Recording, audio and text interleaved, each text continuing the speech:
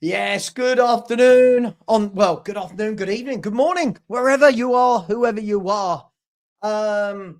It's all happening, isn't it? It's all happening. It's really happening. Justin's upset with me already. I haven't even done anything yet. Justin's upset. Biggest hater. I don't know what I've hated. I've asked a question. I've asked a question. Biggest hater ever. Justin, come in. Give us a cuddle. Everybody, send Justin a virtual hug. Tottenham Hotspur. I mean, we did a show the other night, didn't we? And I think literally 10 minutes after we stopped streaming, the Matheus Fernandes news came through that Tottenham are, well, in talks with his agent, I believe was the correct terms. That Spurs are in touch with his agent, trying to hijack a deal, be part of the deal that Man United are apparently a part of. And I'll be honest, guys, I don't think that's one we will get done, but we will talk about it. And I would be over the moon. I would be over the moon. I think Matheus Fernandes is a really good midfielder. Really, really good midfielder for his age as well. I think he's got some good experience already at that age. I would 100% take him. But look, we'll see. We'll get into it. Tonali, we found out yesterday, didn't we, that the bid had been in. The bid had been in earlier this week, and the bid had been rejected earlier this week. And look, this is the big boy league, right? If you want to start buying 75, 80, 90 million pound players, it's not going to be easy. It's not. So let's see. Let's see what happens. And what I find staggering, I find it staggering. One is how many people are so worried about the price, right? I'm seeing how many content creators I'm seeing going, 90 million for Tonali. It's ridiculous. There's much better options. And you're like, hang on. You all love De Zerbi, right? And De Zerbi wants him. What, no, we don't. So we like De Zerbi, but we don't trust De Zerbi. Also, I'm going to say this. When I see people say these things, I think it's hilarious. And hello to each and every one of you. Smash the like button. Start as you mean to go on. What I find truly funny is people say things like, I'd be comfortable at 80, not 90. What's it got to do with you? What? Are you putting in the extra 10 million? What do you mean? What do you mean? If Spurs buy Tonali for 80 million or 90 million, what on earth an impact does it have on my life or your life? What are we like? What do we care? Spurs, we want you to act like a big club. Go and get the good players, but don't spend that money. What are we doing here? What are we doing here? I find it funny. Listen, I think, as I said from the beginning, I think this is a really, really tough deal to get done. But they bid, right? They bid what the reports are saying it's between 75 and 80 million. We don't know whether that's with add-ons or what that looks like. But for all we know, a second bid has probably gone in. Now, I don't know that for sure, but bear with me 1 second. Why is this doing this? A second bid has probably gone in. And we wait and see. And I guess I just said this on the Spurs 5. I guess the question is this, and answer me honestly in the chat. How many of you deep down are just worried and waiting for that moment that says Man City have bid? Who's waiting for that? Listen, I hope it doesn't come. I hope that Spurs can get something wrapped up. I would love Spurs to sign Tonali. I know there'll be so many people who find a way to use it against other people, or people who will find a negative. For me, every Tottenham fan should be ecstatic if we buy Tonali. There should be no downside to it. There should be no downside to Tottenham signing a player like Tonali. The question is, can we get Tonali? That's all I've ever asked. That's all I've ever asked. Can we get him? Not that I don't want him. Not that we're not going for him, but they've got to show it. Get a deal like that over the line. And does it start piquing the interest of players elsewhere? Do people elsewhere start going, well, Senesi's gone there. Van Hecker's gone there. Andy Robertson's gone there. Tonali's gone there. Suddenly, 2 or 3 others are starting to look and go, yeah, I want to join that. But who's going to be the player to start off the revolution? Is it going to be... Because so far, Senesi on a free, great player, by the way. I love Senesi. But so far, Senesi on a free, I would like to think we can get Senesi on a free from I would say from Bournemouth, but free transfer. Robertson, we should be able to get Robertson on a free. Van Hecker, we should be able to get out of Brighton. Tonali, this is different. This is different, right? Because this is a big signing. This is going to a club and taking arguably their best player. Now, I'm sure there's going to be some Newcastle fans that think he is, some Newcastle fans that think he isn't, and I'm not there to argue with them. It's up to them. But that's what I need to see that from Spurs. And we're at the table. There's the first and the most important part. We're at the table. I mean, he's just not going anywhere, is he? So it's not happening. Conor Gallagher's not going to Newcastle. Spurs have literally just signed him. So I don't know how that makes sense, but sure. Look, I'm of the opinion that I think Tonali's a really good footballer. I don't think we're having this chat the other day on our WhatsApp group. I don't think he's a wow signing. Wow was Klinsmann. Wow was Van der Vaart.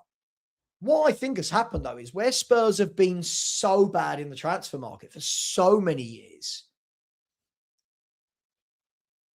we've forgotten what good signings look like. So for me, this should be the sort of signing where you go, this is a really good signing. This should be the sort of signing where we do this more often than not.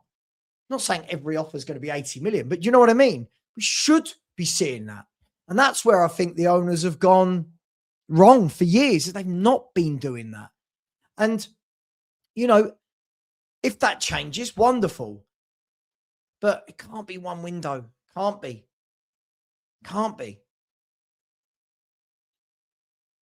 So is it a wow signing for me? I mean, I think it's a wow signing for Spurs fans because we've been so bad in the market. This is a really good footballer. Let's make no doubt about it. I want to make this type of signing the norm. I don't want it to be a wow signing. Wow signings for me, as I say, Jurgen Klinsmann, when he signed for Tottenham in 1994, that was a wow, right? That was the wow signing. When we got Rafa van der Vaart from Real Madrid, you go, cool, wow. But why shouldn't we be going to clubs like Newcastle and taking their best player? Why haven't we? That's the problem for me. So can Spurs get it done? I don't know. As I've said to everyone in my group, I'm keeping my powder dry on it. I'd love to get really excited by it, but this is Spurs. I think if I see the news that Tonali has joined Tottenham Hotspur, I think I sit back and I go, yeah, what are you talking about? Lubo, welcome. Haven't seen you for about 15 minutes. You okay? Seconds. Johnny will be back. Johnny will be on in a couple of minutes. That's all right. Bloody hot, isn't it? Are you hot? It is warm in here, I've got to tell you. It is warm, and I've got a fan. Wait there. Hold the fort for 10 seconds. Tell them something they don't know about Spurs. Right, okay. Shall we have a look at the latest comments? Where are we? De Zerbi effect, definitely. Good afternoon, everybody. Where are we? Beard game is strong, dude. Can't answer that one, I'm afraid. If you want to be a Big Six team, you've got to pay Big Six prices. I think that's what Spurs are trying to do now. Problem is that we're so far behind the ball game now that we're having to overpay. So this is what's going to happen. Ardiles and Villa, wouldn't it be great to have those two in their prime now back at Spurs? Can you imagine? Where are we? Is Gray going to Leeds? Listen, it would be a bad shout if he had regular football for the next year. But De Zerbi does rate him. He's trying to find him a position. He's trying to work out his best position and work with him accordingly. So he may well stay. Or listen, it all depends how many midfield players Spurs get. You've had Chelsea, Liverpool, and Villa all showing interest in Bergwijn over the last few months. So we'll see if anything happens there. But do you actually, listen, it's, for me, you keep those kids, you put them out on loan. The problem is that the kids have needed proper coaching. They haven't had it for the last 2 years. And when they get a decent manager in, we've only got one game a week. So it's gone against them right the way through. You look at the coaching, I'm sorry, with Ange and Frank, they've not actually, to me, they've not developed Graham Bergwijn in their positions the way they should have done. We've had injuries that have meant the guys have come in to injury-ravaged teams with no leaders, losing game after game most of the time for the last 2 seasons. So Graham Bergwijn have not pushed on like they would have done if De Zerbi had been the manager for the last 2 years. But now you've got a situation where you've got one game a week. So depending on how many players come in, depends on whether one stays, one goes on loan. I'm reading today Chelsea are interested in Bergwijn. You just don't know. You don't know what players are going to come up. You don't know how much money Spurs are going to have to spend in this transfer window. So listen, we're a week through. We've got 10 more weeks to go. It's going to be so far. It's been a busy week. That's for sure. That's for sure. It's been a busy week.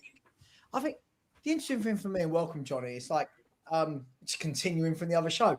I think the interesting thing for me is we are moving early, right? I feel like all of these kind of noises are coming out right as the World Cup's starting, and we were all, everyone's said the usual for months, haven't they? Go, it's a World Cup year and nothing happens, but Spurs seem active. My big concern here, Johnny, I'll bring you in. This is my big concern. And again, as I said before, this is probably more PTSD rather than it happening, is we've been promised these sort of summers before, right? We have, whichever way we look at it, we've been promised these summers before, where people talked about war chests and Spurs are going to sign 8 new players. And then we've kind of got into negotiations. We haven't got the player over the line, or we've then got a lesser player. Why is it different this time, in your opinion, Johnny? If you think it is, why should we believe more this time? Well, right from the beginning, when we were in trouble, as Lubo will tell you, I've always stood by the fact that I thought this fatal car crash of losing everything, losing your entire shit, it's like having a near fatal heart attack or near fatal car crash when you realise I nearly lost everything. My 4 billion or 3.5 billion suddenly maybe become 1.5 billion, or I could have gone and lost everything. Or having money in my bank meant nothing if I didn't have my health. And having money in the bank with Enoch meant nothing. What goes on off the pitch means nothing if you don't have a football club, right? We have no football club.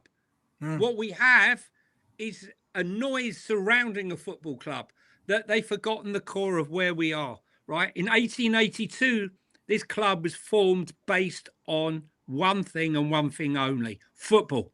There was no corporate entertainment. There was no dancing. There was no off-field activities. You finished work, you went down and you watched football. And that's what it was for nearly 100 years. That was basically what it was. It's changed in the last, 40 odd years, 30, 40 years. It's changed dramatically. And I just think that the club have realised now they have to do something. I just think it's pretty pathetic that we have owners that have to advertise the fact that we're going to inject some money and they're going to sell their Rolf Harris art collection for 200 mil, right? To put it into the Can you guess what it is yet? Hey, can you tell what Can you guess what it is yet? Yeah. I used to love watching Rolf Harris when I was younger. Can you tell what it is yet? Yeah. Wasn't it? Didn't he do the animal hospital as well? Yeah, he did. Oh my God. Yeah. He did. Anyway. I love Rolf Harris. I loved Rolf Harris. Yeah. I used to love the bit when he did. My point is, Yeah. smoke and mirrors, right? Can you tell what it is yet? That I just think that they know now that they have to invest. They know it's all gone wrong. The easy fall guy is Daniel Levy. But ultimately, they could have backed him at any time, should they have, or could they have wanted to. Now they are backing themselves. Well, theoretically, right now, until, as I said, until they've spent the money, it's all talk. But I just think now that they realise that if they're going to do anything, they've got to spend the money, because a successful club. Look at Arsenal. Arsenal did not spend any money. They marched on Kroenke's office. Kroenke's come out and said, right, I'm going to support this club. And he has supported them big time. The difference is the Kroenke's successful sporting operation worth billions. The wife is the heir to the Walmart billions. So they're not short of money. Unfortunately, our owners, right, have to sell their artwork to put some money into the club. It's not really what you want to hear moving forward, because what are they selling next year, right? But Johnny, this is why. This is why. Like, in my WhatsApp group, right, when I'm told change, it's change. Lubo will back me up on this. What I keep saying is, we could have a great summer this year, but I need to see that it's not just because we've had 2 17th place finishes. I need to see that. Let's play a hypothetical game. We get all these players that we've been linked with. Hypothetical, right? We've just signed Fernandes and Tonali and Savio and Gakpo and Ivan Toney's come in. And we've just finished 5th, 4th, and we've got Champions League football next year. That's where I want to see, Johnny. What do these owners do? Correct.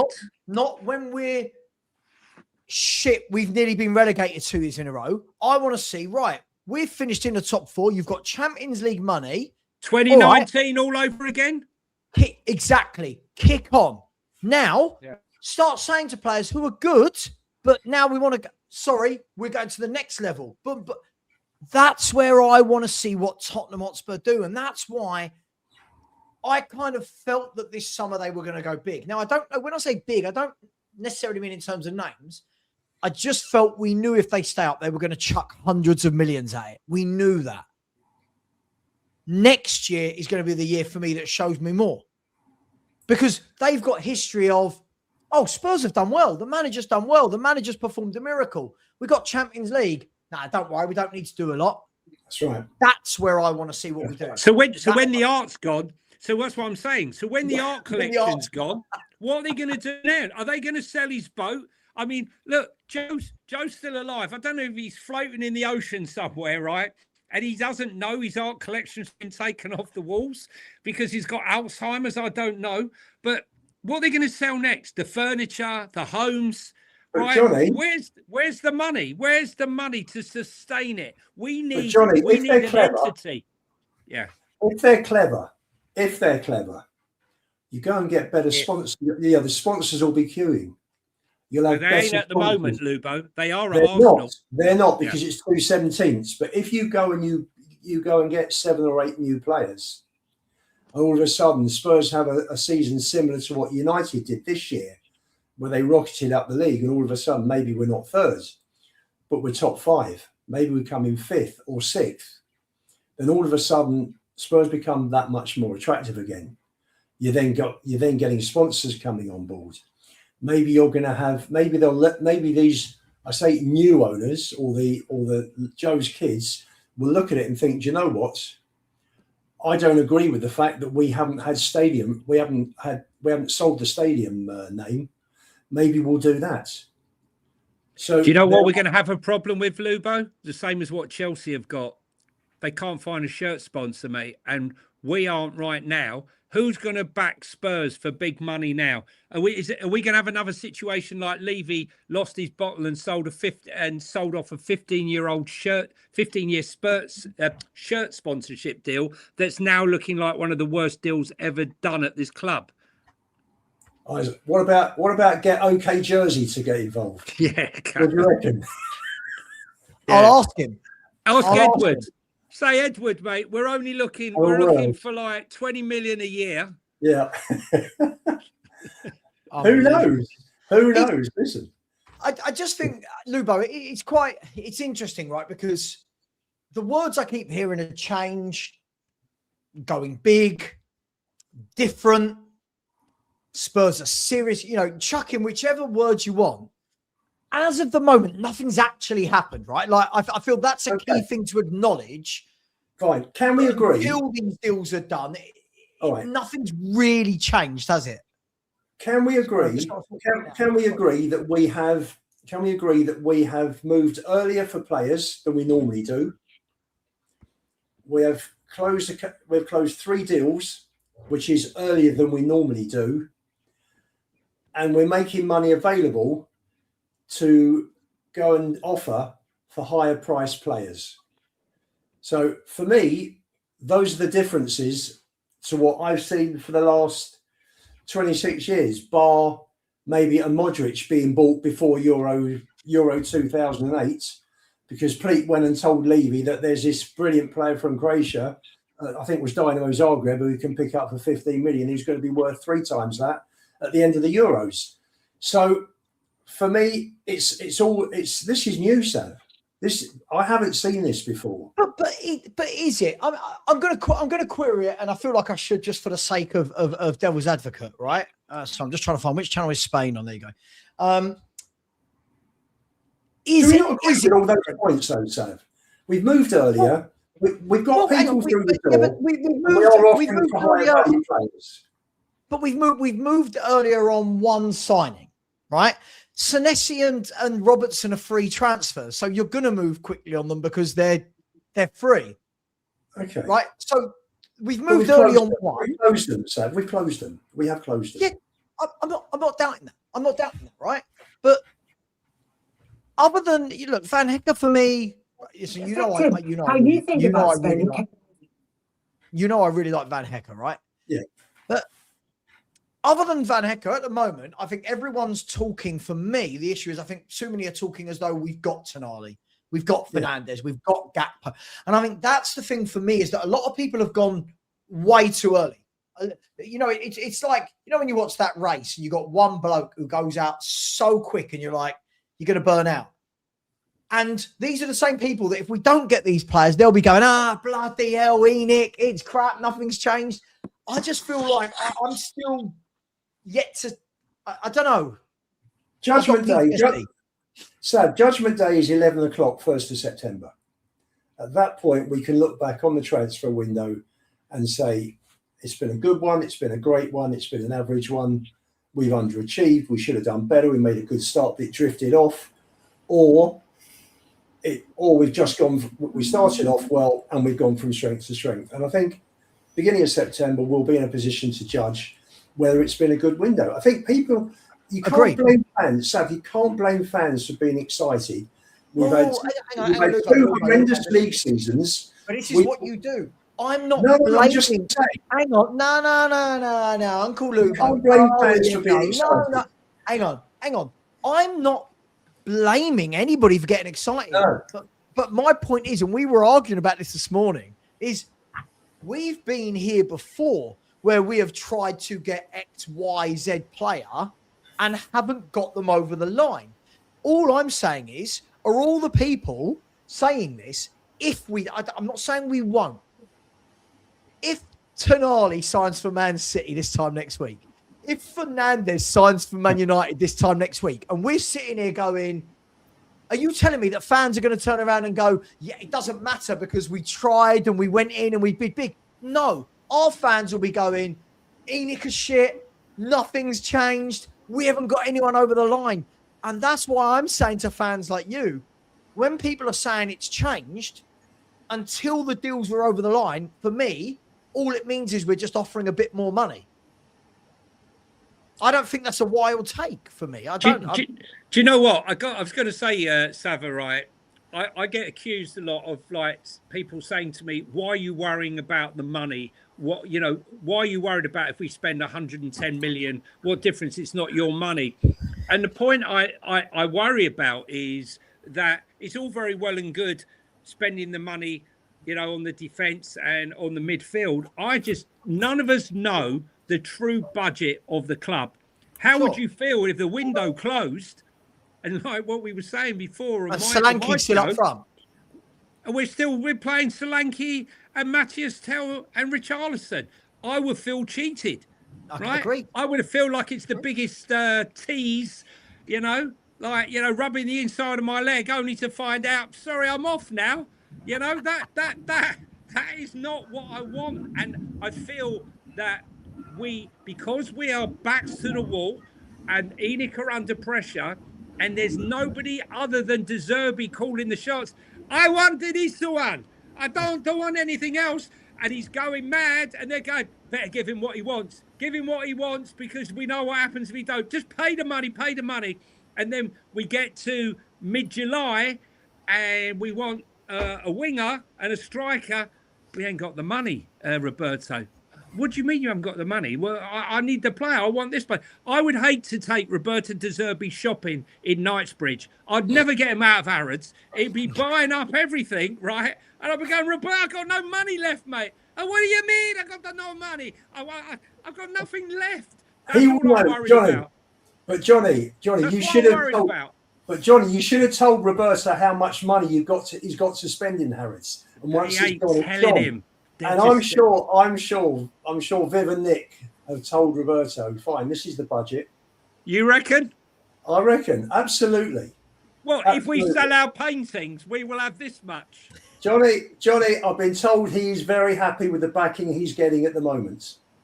So they're giving him Lubo's sources.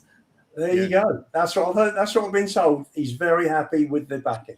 So far. I can only talk about now. Can't talk about a month's time. Just saying up to now. We'll see. Perchy, let me ask you. I get why fans are excited. I get it.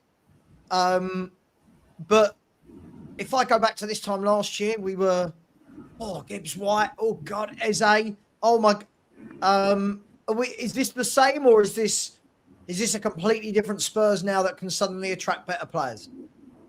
Look, I think Eze and the Gibbs White things are separate situations. I think what a lot of people do is they link up all these things and think they're the same thing. Eze went to a bigger football club. Morgan Gibbs White, whatever we done something wrong in our negotiation thing, whatever happened, blah blah blah. Not we.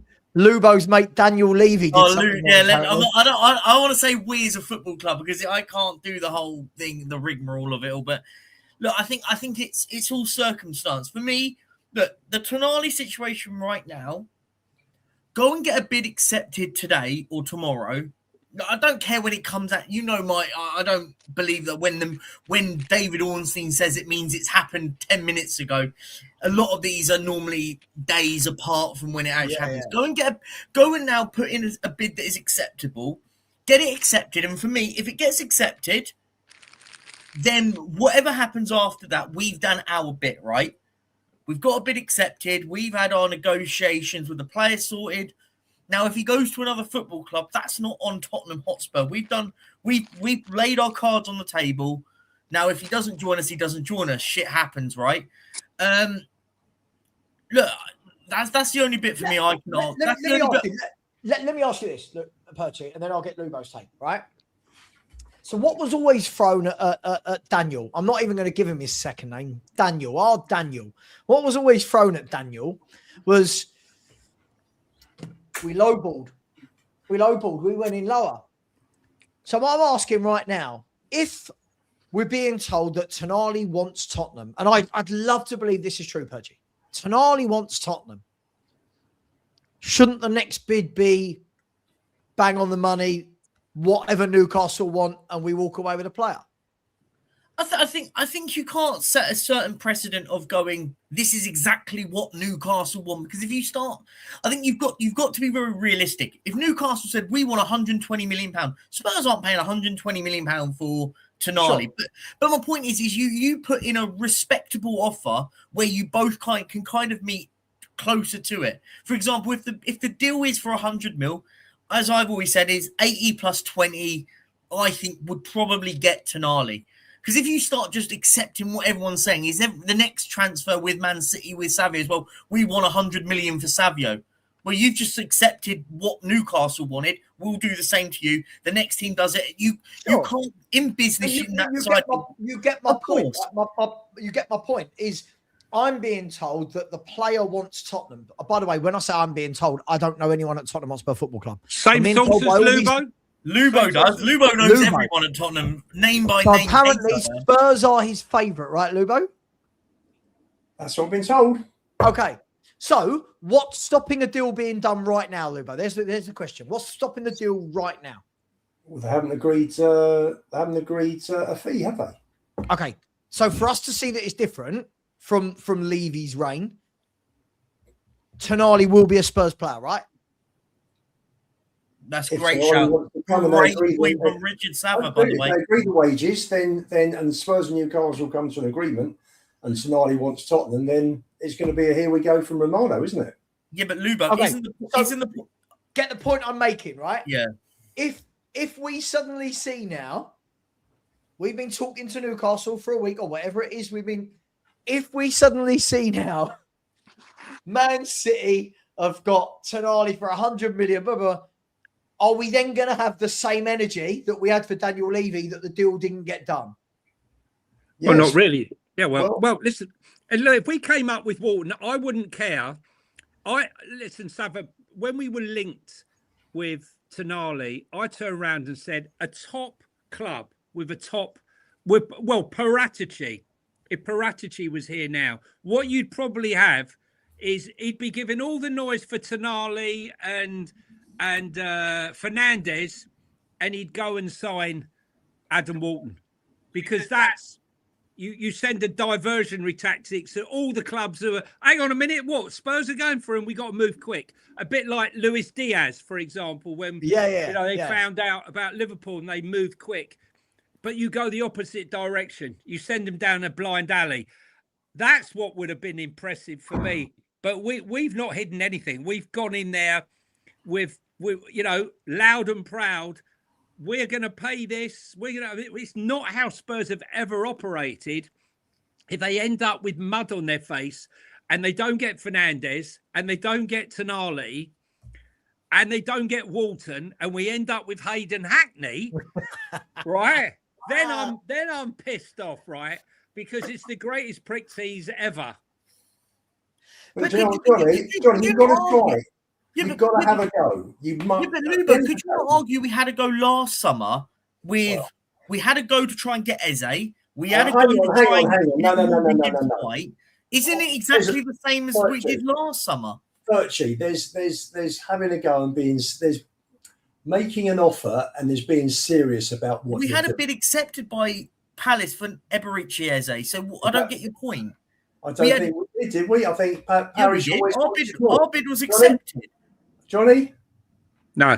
Hang on. Every day he signed for Arsenal, it came through in the morning. Spurs have finally agreed a fee. Yeah, right. With Arsenal. Right. Well, I can tell you categorically because my mate has had the player since Millwall, so I know him. I've gone through his whole journey from Millwall to begging Chris Ramsey and Les Ferdinand to take him at QPR.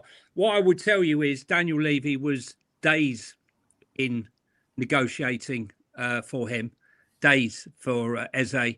Where it all changed was when Kai Havertz in the morning got his injury and all things changed and the club, Arsenal, moved within hours to get that deal done when Spurs actually hadn't made a full bid. Arsenal made the full offer.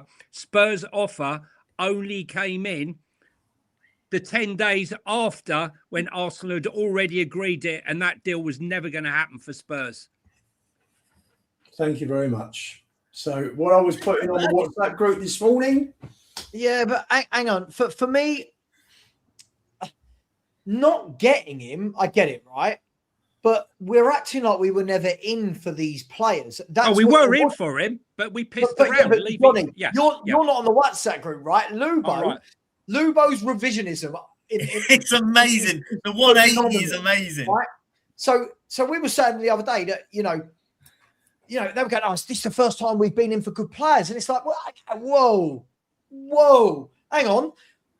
As much as I didn't like Daniel Levy, we can't just pretend that we never bought Toby Alderweireld and Jan Vertonghen and Christian Eriksen and Dembele and Edgar Davids and Robbie Keane, Jermaine Defoe. Like, we can't just suddenly pretend these players, Hugo Lloris, we've bought good players before. I think the problem we've got now is when fans all seem to be an expert on what a player's worth, right? Problem is, the selling club will decide what a player's worth. Do we agree with that? The selling club will go, you want him, we want 80 million. Sure. Right? If you want him, we want 80 million. We can all sit there and go, there's much better players in the market, yada, yada, yada, whatever it is. For me, I want to see Spurs. Don't just get this over the line and show me that this isn't a one-off. Get this over the line. And then if they're truly serious that they are backing him, one signing of Tonali isn't backing a manager, in my opinion. That's not backing a manager. Backing the manager is going, right, you've got Tonali. Now you've gone and bought Walton or Fernandes next to him. And you've gone and bought Gakpo or Savio. And you've gone and bought Tony. That's backing a manager. Do you agree with that, Lubo? Absolutely. Absolutely. Listen, if they get Tonali, it's a start. Agreed. Completely agree. Senesi, Van Heck, Robertson, for me, was a start. We need so much for this team. Agreed. We probably need 12, 15 players. We've got 3. So we're some way off, but we've made a start. And I don't disagree. A week into the transfer window with 3 players in that are going to improve, it's an encouraging start. But 2 were very easy to get done. Lubo, let's be honest. 2, look, I always think that when you're getting a free transfer, you're not having to negotiate anything. No, the deal. Let's be fair. Robertson and Senesi were done months ago. They were done months ago. Okay, but wait, fine. But Perchy, we have screwed up transfer deals where we've even known what the release fee. I don't disagree with that. I don't disagree with that. But my point is what we can't let first of all, when I hear people that say the window's been open a few days.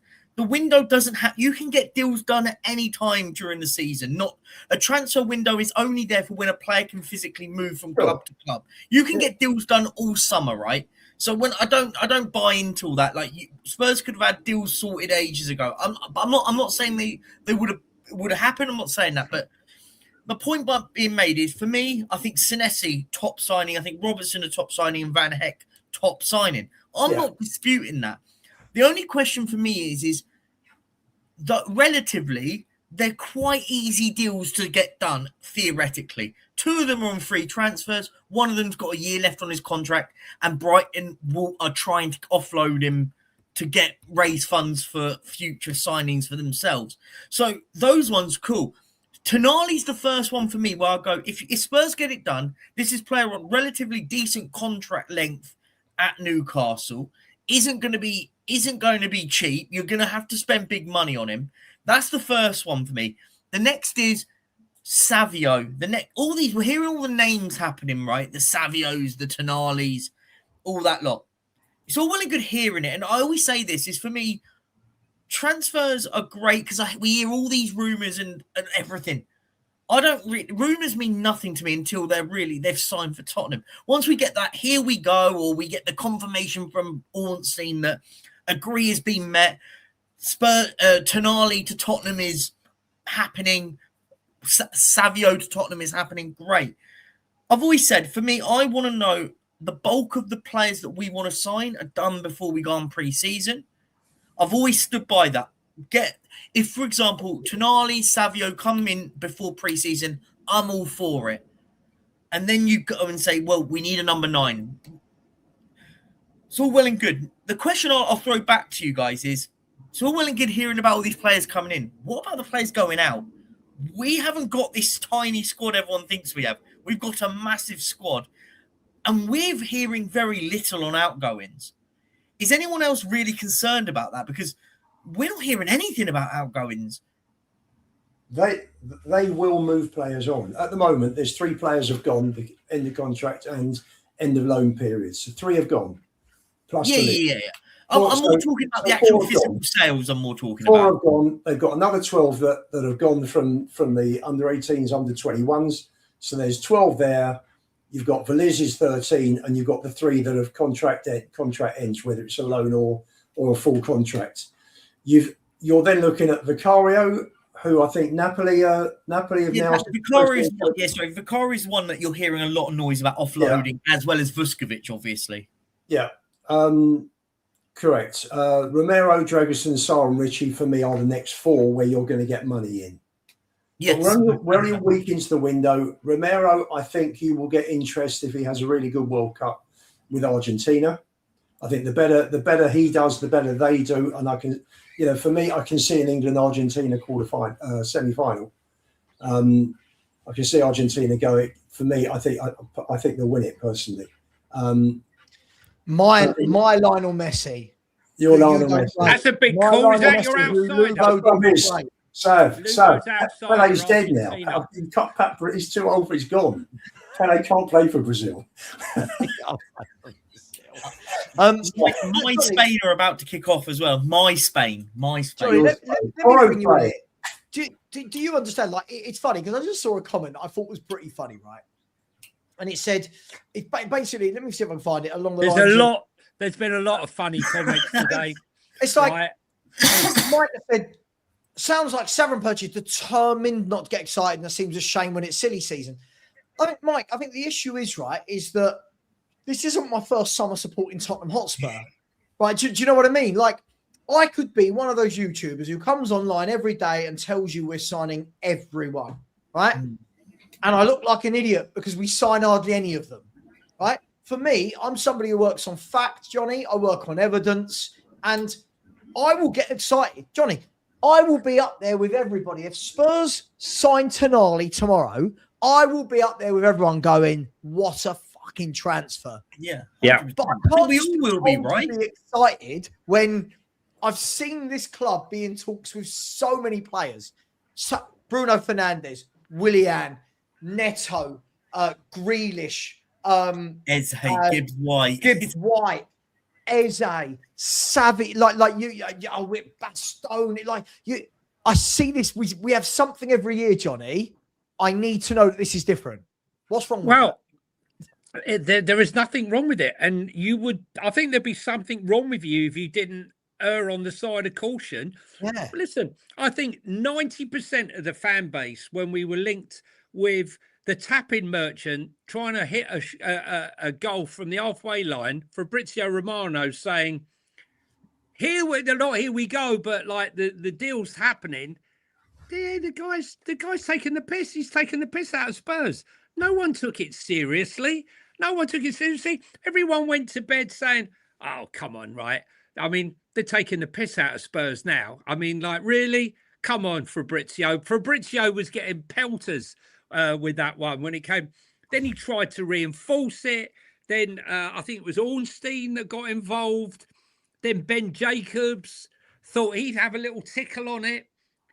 But he's still pushing. He hasn't stopped. He is balls deep. Let me tell you something. If Tonali does not land, right, as far as the Spurs fan base is concerned, Tonali, Fabrizio Romano might as well go tier 3. He might as well go where Chef Supreme is, right? That's about the level. That's about the level he'll be, right? I'm telling you. Oh, Fabrizio Romano, his whole career is based on this Tonali deal going through with Tottenham. But I mean, I've never seen him punt it so much. Big time. Well, the thing is, I see. I always look at when we're talking about these types of people. I think it's important to know as well that they're giving you the information they've got at the time, right?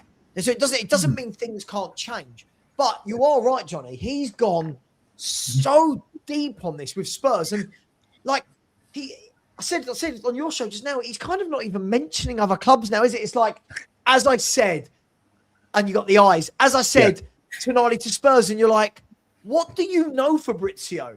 What do you know? He must know something. Go on. Or he knows that Spurs fans are so hell bent for a little bit of like love and stuff that he will trickle it. All he has to do next is post an Italian flag emoji with the timer dripping down, and everyone goes ballistic. Like it's like he knows it. He is playing Tottenham Twitter and all this lot to a fiddle. He knows he doesn't even need to have information. Just put a little. You know what I love though, Berkey? It's how so many fans go at Romano this, Romano that, Romano. Every year he gets more and more views. He gets more and more subscribers. And all of the people that say they hate him, the moment he drops a "here we go," they go, "Here we go." Oh my God, everyone goes ballistic. You've got the Spurs are winning the league. Tonali makes Tottenham champions. I can't wait for that one, by the way. I can't wait. I'm waiting. He's doing videos now, isn't he? He's doing videos every day. Yeah, mate, he's raking it in. He rakes in the money. He's not stupid. This man doesn't have to do anything. He just sits there and just regurgitates information, and he makes millions out of it. Let's be fair. If tonight at 10 p.m., right, let's say there's a break in the football games, right, tonight at 10 p.m., he just reposts a post about Tonali with the Italian flag, the timer, the eyes. Everyone goes, let's do a fucking video. We're going live. Tonali's done. Because all Spurs, what he's doing, he knows he's not stupid, right? He plays the YouTube game to the T. He knows it because the second he does that is everyone wants to be live when it breaks. When the here we go breaks, everyone wants to be live. We know you lot all will be on watching. It's there. This is how the game works, right? But look for me. I'll go back to sort of a little bit of it. If we sign Tonali, by the way, I wanted Tonali Milan times. I was like, this is a top player, right? I was gutted he went to Newcastle at the time, and I thought you were going to say when we was at Brescia for a minute. Oh, mate. No, but the thing is, he's a top football player. He's a very, very good football player. He revolutionises our midfield. What I want to see, though, for me, not the right profile. The tactical. If I hear the fucking word profile one more time, this geezer's a top football player. I'll pay 90. I won't support the deal if it's 100. I'll pay 90. Do you know what I find hilarious, right? We've got Spurs fans questioning £10 million either way. And you've got Newcastle fans going in absolute meltdown, by the way, going, how the fuck are we selling Tonali to Tottenham? I would understand if we sold him to Man City or Real Madrid. Like, we're selling him to Tottenham. Like, they're going in meltdown. All Newcastle fans are. It says a lot about how good he is. If I speak. Lubo. So, can I answer one of the comments? I'd love you to. I love this. Lubo's moments when he. What time is the comment, Lubo? It's 4:59 at Paul Spurs. Tonali ain't worth 100 million. Paul, have you ever bought anything that is more than it's actually worth? House? I can't see car, anything. Hang on. 4:59. At 4:59. 4:59. Hang on, Tonali ain't worth 100 million. Oh. That one. The problem you've got, Paul, is that we have dropped so far down that we are now having to pay more to bring in the required quality to bring us back up. If we were fifth or sixth, we probably wouldn't need to be spending 100 million. Can I ask a question, though? I disagree. I think he is. And when I say that, by the way, I'm not saying a football player should never be worth that, but I'm talking about in retrospect to other football players, right? Is he any better? Is Sandro? No. I'd rather Adam Walton. I'll be honest with you. So how much is Adam Walton costing in their transfer window right now? I think he's got a release. I think he's got release clause. He's got 85 million release clause. Okay, yeah, fine. Okay, cool. Release clauses, whatever. I don't know that, but fine. I'll take your word for it on that point. You look at players like Elliot Anderson. He's going for £120 million to Man City reported figure. When we say Sandro Tonali's not, look, I think we've got to look at it. I think quality. I think technically on the ball, brilliant. What he also has is age, right? He's what, 24, 25? Am I right? Who's that? Yeah. Tonali. 26. Sorry, you're 26. 26 Tonali, yeah. Sure. So you've got to play for 6 years, right? I think fair enough. 6 years, give or take. I think that's about right for that sort of player. You're not serious. No, I don't think so. I think Alex Scott's good football. He's nowhere. He's not technically better than Tonali for me. No chance. See, this is what I can't work out with our fans, right? Listen, I like Alex Scott, by the way, but he's not Tonali. No. And then you get like, I don't know who this guy supports, but the people who said the thing about profile is right. He's been poor for 2 seasons. Ryan, how can we say a player isn't the right profile when we don't know what De Zerbi wants to do with the team? We don't have a style of play at the moment, do we? Yeah. We don't have a way of playing. It's front foot, though, isn't it? We know it's going to be front foot. Sure. So why would Tonali not be good for a front-footed football team? He's better. This is what I said to you on my show earlier, right? I think Eddie Howe is the wrong fit for Tonali. I think Tonali thrives on front foot football, and he doesn't get that currently where he is, which is probably why Anthony Gordon got frustrated and they had the falling out with him. And I think Tonali will thrive. He'll play further up the pitch. And he'll have a lot more freedom, and I think he'll be perfect for him. Does anyone not, Johnny? I don't disagree anything you just said. Though I think you're spot on. I think I look at our midfield three, right, and I go, you drop a Tonali in there next to a Gallagher with Maddison just in front. As a trio, I look and go, isn't that what we need in midfield? You've got quality on the ball. You've got the player next to a Tonali who will work his bollocks off all game, and then you've got the creator in James Maddison just sat in front. For me, I think as a balance, I think it fits perfectly. Maybe that's just me. Can we bring this? Can we bring this back to base camp? Right. Sure. Let's take this back to basics. We as a football club have been utter dog shit for years. Right. Yeah. Who on earth are we to start talking about whether we want to sign Sandro Tonali or not? Who the fuck are we as a fan base to start going, oh, I wouldn't take Gakpo, oh, I wouldn't take Savio. We can only dream of these signings. They're dream signings. We finished 17th twice. All I will ask, Sav, let me finish what I'm saying, guys, right? The funny thing is, all these tacticos that you see on Twitter and that, or X, whatever it's called, again, he's not the right profile.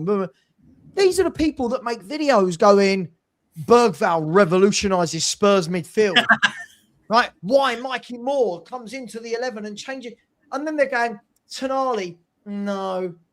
Tonali's passing's bad. Sorry, I guess these boys never watched him at AC Milan. Like, this is, sorry, Lubo. So I just think we forget who we are. I truly do.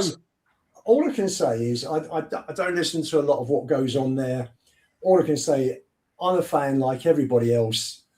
I go to matches, unlucky for fans who watch it on television, who go to the games, who watch it from a distance. It doesn't really matter. We're all fans. We all love the club.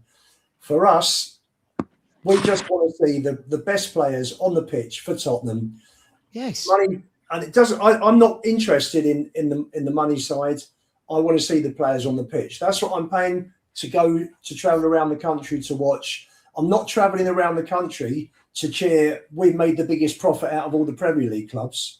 I want to go and see a team that plays football, that I'm entertained by, that I get a real buzz out of. And hopefully, just hopefully, we get back to winning a trophy every 4 or 5 years, like we used to when I was growing up, rather than every 13 years, which it's been under Enoch. So, sorry, that comment's hilarious. I don't get what's that going to do with anything. I saw this yesterday. Enoch can't be admitted. Enoch can't be admitted from any conversation, really. I find it funny. We'll go back to Tonali in a second. I found it so funny, right? 2026 is such a weird time to be a football fan that a player taking a shirt number caused outrage. It's like, why is he getting the number 8? Why do you care? Like, it's so football fans are hilarious. Look, whatever, I don't care. I think football fans are hilarious. Do you know what it is? It's people are doing it, getting meltdown because they want Sandro Tonali to be number 8. Like, who cares? Like, I must tell you, sir, as an old-fashioned football fan, I hate to see.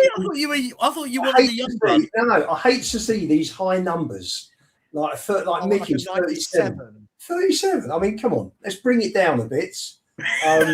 You know, I didn't have Lubo moaning about squad numbers in my bingo card today. but That's a number new one. eight. Number eight's great. Number 8 is like he is a number 8. Yes, no. I mean, he's various. He is Talking- various, isn't he? Sorry, I mean, it's not like cricket where Joe Root is 66. I mean, you know, come on. Look, I don't care if he's 110, right? At the end of the day, Oh, it's all Lubo. about what he does, right? He's 6. Look, he can be a 6. He can be a box-to-box 8. He can be various, right? And that's the beauty of him. So I think it's a mere number. Unless he's superstitious, it doesn't matter what fucking number he gets, honestly. What does it matter? Oh, As long as he turns up on the bloody funny. pitch. Johnny, I just found it so funny. Like, you know, like when Ash puts stuff in our chat, and it's like you read all the comments underneath it from these people who are just going, "Oh, Tonali won't join now because he won't be." Yeah, can you imagine Tonali going? So you're going to give me 250 grand a week? Yes, 250 grand a week. If we get Champions League football, you're going to put me up to 275. Yes. Okay. Well, look, deal breaker for me. It's not Champions League. The deal breaker for me is I must be number 8. I mean, fucking hell, we're not signing Messi. I don't want 250 a week. I want number 8, and I'll take 150. Yeah, exactly. Yeah, it's it's honestly, I'm struggling. The Twitter tacticos, these fans that are worried about things that footballers don't give a shit about. Yeah. Like, don't get me wrong, there will be certain people, there will be certain divas out there that will go, yeah, you know, like I only join if I get the 7 shirt. Yeah, like Mbappé's. The Mbappés are the sort of players that will go to a team and go, I expect number 9, for example, or Ronaldo, if he moves, will expect number 7, a bit like we do when he went to Man United. The Messi, like, not being funny, Sandro Tonali isn't not going to not join Tottenham if he doesn't have number 8. It's ridiculous. It's hilarious. I'm going to ask you guys, welcome Danny, I'm going to ask you guys this. What was being sent last night, and everything I see is what's put in the WhatsApp group, right? So I don't have X, but when people put all this stuff in, it's hilarious. Was Newcastle fans suddenly, after years of being told Tonali's the greatest thing since sliced bread, suddenly he's not that good, right? And shouldn't be worth that much money. And the other half of the Newcastle fans are annoyed that he's going to Spurs and it's not a step up. So my 2 questions: is Tottenham a step up from Newcastle? Actually, I'll start with that. I'll start with you, Danny. Is Tottenham Hotspur a step up from Newcastle United? It's a tough question, right? But if you're looking at it, right, from the perspective of where if look, from a financial perspective, right, we know Newcastle are the richest club, they're the richest owners in the world, but the problem is they don't make the same money that we make. We're in a different stratosphere compared to Newcastle with the money we make. But our problem has always been we spent money on the wrong people and the wrong players, right? Now, if we're going to go and spend money on the quality players, we have got far more potential than Newcastle have, because we could actually go and spend ridiculous money on quality and we could be far further down the line on our project. We can get there quicker than Newcastle can, purely because of the amount of money that we can spend on players. So in that, Danny, is the last 2 years, Spain are 1-0 up. Is the last 2 years who scored? Oh, I think it might have been. I've never heard of it. Some 19-year-old wearing 19. Bloody kids. Now, by the way, if Lamine Yamal wants to join, he can have whatever number he wants. Danny, when I see a lot of fans online, when they talk about Spurs, obviously they're mentioning the 2 17th place finishes. But in the grand scheme of things, that shouldn't really define Tottenham as a club, should it? No. It's a bad couple of years, but it's a bit should have some Paul, right? It's a bit of I still think we have Paul. It's a bit of an anomaly, the fact that we were in those positions, and it's very evident to see why we were in those positions, because it's like anything in life. When you neglect something, it deteriorates, right? It's like a plant. If you don't water it, it's going to die. So no one has watered Spurs in that aspect, in that analogy, right? No one has actually tried to make us blossom. They've just let us rot and rot and rot. And this is why we ended up nearly one game away from being in the championship. And then the value, like I think Lubo said earlier in your show earlier on, Lubo, that it would have halved, if not been even worse than that, right? So I think that the fact that Spurs have got, do you know what it is, right? I think it has to be like an accumulation of a lot of different things, right? Number one, we are in London. Like that's a pull for a lot of players. Number two, we are a big football club, right? Financially, the stadium, all that kind of stuff, right? All of that comes into play. And the fact we've got a manager who assumingly he is going to play the way that most players love to play, which is front foot on the ball, possession-based football, that kind of football, right? Players don't want to play, sit back and defend like all the time, right? A lot of players don't. And if you've got the right vision, with the right man in charge, right, it's an attraction for a lot of players. So Tottenham are an attractive proposition for players, right? Because if we can play players like Tonali, for example, 200, 300 grand a week, right? There is a pull. There 100% is a pull. So the fact, but if I'm being honest, if that was Thomas Frank as the manager, not a chance in hell. Not a chance in hell is he going to be able to get the same level of quality that someone like De Zerbi could get. And I think it's because people can sense the type of man that De Zerbi is and the type of way he wants to play. And I'm assuming that he's got a vision in his head of where he sees himself at Tottenham and what he wants to do. And that's what he's selling. And I think that's what is attracting people. And it kind of feels a little bit like when we were 2 years into the Pochettino era, where we started to get a bit of pull and players actually wanted to come and play for us, but just weren't paying the money for the players, right? So I think there's still a big pull for Spurs.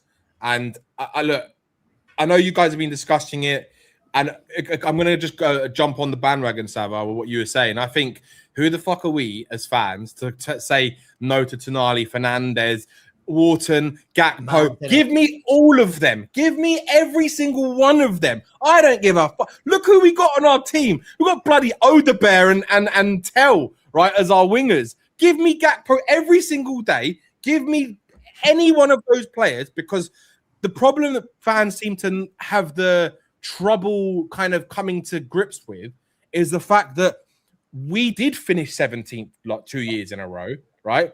And in order to start growing this team to being in a place where we need to be, we can't go from buying I don't know, we can't go from buying Dominic Solanke to like the best striker on the planet, right? Or competing to the best, getting the best striker on the planet. You got to build the team and make the team attractive to players. So if you can pull off a Tonali after finishing 2 years 17th, right?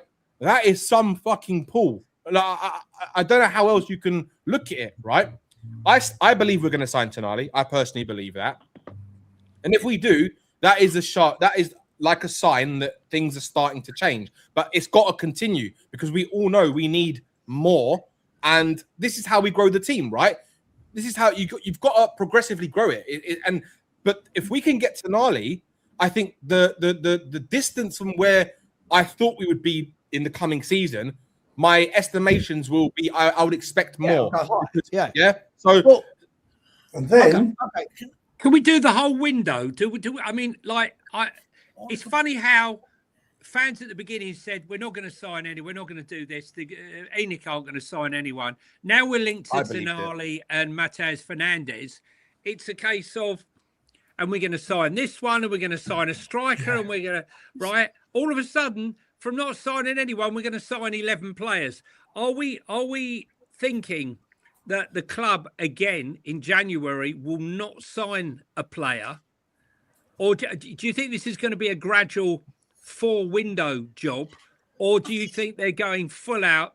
Because they need to get back into the Champions League. So I think it's a calculation. Yeah, if they spend the money now, they can get back into the Champions League. They'll recoup around about 80 to 100 million straight away from being Yeah. in Champions League agree. again. Yep. I think this is what it is. It's Johnny, speculation. And By the way, just Johnny- quickly, before we go on, just quickly, Romano has just posted that Liverpool have rejected a 25 million euro package for Curtis Jones. Just saying. From From who? who? From that would make sense, wouldn't it, if I told you from who? Yeah. I'm not going to tell you. Inter Milan. Inter Milan. There you Oh, go. it's- well, wow. Yeah, okay. well, that deal. In answer to what you just said, Good plan. Johnny, in answer to what you just said, if you look at the three statements that came out from Charrington, Viv Lewis, and Vinay one day after another a few weeks ago, it was all about backing the manager. It wasn't just backing the manager for this window, because they talked about bringing a top manager in on board. He's had a 5-year contract. We're going to back him in the transfer window. And he said he wanted the top team as well, Lubo. De Zerbi. Not singular, plural. If they back him and they do it properly, Danny, then they just might go to Munich and go and ask for the best centre forward in the world. What do you reckon? Can I ask a question on that? Just on that, because I actually Well, personally hang on, Danny, has that last bit just gone? Did you hear what he? No, I heard what he said. Back for talking about Harry Kane to. I heard. Look, Harry Kane to Tottenham. I think will happen in the future, not this season, right? I think it will happen. I think it will happen. Right? But look, let's not have this conversation right this second, right? Let's not have this because please. Look. This is mental. Johnny, you know what you were saying, right, about the Champions League? I think you're bang on, right? Because De Zerbi wouldn't be going after these players, right, like a Tonali, if he didn't believe himself and they knew that the plan that they've got in place for the type of players they want to bring in is they can pull it off, right? Because if they can, I think the feeling is, like you said, now that Champions League is 5 spots, not 4, it's easier. It's a little bit easier, right? So in that aspect, it makes it gives it more competitive. There's more competitiveness in the Premier League to get that top 5, and you now have to compete with all of those teams in order to get into the top 5. So you have to go. I think they are going to go big purely because, like you said, it makes sense from a financial point of view. But isn't the bigger point here, right? I think it's a lot of words for me. A lot of words in what we're trying to say here. For me, I think it's all about the commitment to the manager. I think it's kind of what Lubo was sort of alluding to in what he was saying and what the owners are saying. For me, I hear words all the time. We're such a words club. We love telling the world on what we think to do. And then in 6 months' time, we completely pivot and go a different way. I just want to see with this manager that 4 years, however long his contract is, we commit to that unless he wants to move on. Who cares? But just gradual. Everyone wants everything immedately. It doesn't. It takes years and years. Arsenal for me are the blueprint on how it takes years, and sometimes you have to sign players in the middle of that will have to get going to build to where you want to go. For me, Sandro Tonali is the whole what we're talking about here, but he's the one that you get in and go, okay. Other fat players will go, okay, well, look at the caliber of player they're now signing. That's the selling point to other players where you go, look, we brought in Van Heck from Brighton. We brought in Andy Robertson, who's going to be here for a couple of years and help stabilise. We brought in Senesi, who's a top centre half. We're now going to bring in Tonali. We're now going to bring in Savio. The next window is a couple more bits of quality. Maybe that means we have to offload Bentancur. Maybe that means we have to offload insert player. I don't really care. Solanke, I don't really care. Because we're going to bring in... And that's how it builds. You start building your squad. And Savin, what did I say to you a few months back? I just want a manager to look at a team and go, I've bought 9 of this 11 that are playing right now. I've been the architect of building this squad, because every year we bring in a new manager and they've got players from Pochettino, Jose, Conte, Frank. No, you're right, yeah. And I just want to have a season where we go into the season, we go, that squad has 90% of that squad has been signed by this manager, for this style of play. And we go, okay, if it goes wrong, we sell him. If it goes wrong, we sack the manager or we sell a player. Because I think the big problem with Tottenham is it's not us spending money signing players, it's offloading. If a player, we could sign Tonali. You're bang on. We're so bad at selling. If we sign Tonali, I use Tonali as an example, right? I'm not saying it will happen. Let's just say he comes in and he's a massive flop for Tottenham and he was shit for 12 months, 18 months. It's all about, are we then going to go, do you know what? We're going to cut our losses. Hasn't worked. He's a good player, but just hasn't fit our team. Or are we going to just keep pursuing to try and get insert player? It doesn't matter who it is, to try and work for the system, or just going, do you know what? You're gone, move on. Like, for example, Solanke hasn't really worked well at Tottenham. Offload, who's the next one coming in? No, I agree. I agree. By the way, just in the chat, listen, Joe Caputo in the chat. You come in here really hot, trying to go for Danny. I'm reading your comments. I'm not going to get into a conversation about Mason Greenwood. I'm not going to do it. If you've got beef, take it elsewhere. But by the way, I can't take your opinion seriously, Joe, because you don't rate Declan Rice. Now, anyone who doesn't think Declan Rice is a top midfielder, I'm sorry, I'm not going to go along with Lubo's everyone's opinion counts. No, it doesn't. No. Anyone who tells me Declan Rice is not a top midfielder knows fuck all about football. It's like saying water isn't. It's like saying water isn't wet. Come on. Yeah, it's meant. Can I just say? What did he even say, Sam? I haven't seen the show. I'll send it to you later. Before you move on, can I just say how good is Oyarzabal, by the way? Yeah, he's a good footballer. Honestly, what a footballer! Is he at Sociedad? He's at Sociedad, but he got the assist for Yamal's goal. One goal, one assist already. Yeah. Oh, he. Do you know what? He's left winger, isn't he? He's left winger. That's the sort of winger where if Tottenham go and spend £90 million on, I'm all over it. This kid is. What a difference! What a difference Porro's made starting today, eh? What a difference! That is the most Lumo ever. 3-0. See, I said earlier, I feel like Spain are going to run riot. That's what I said. I think I predicted for it? I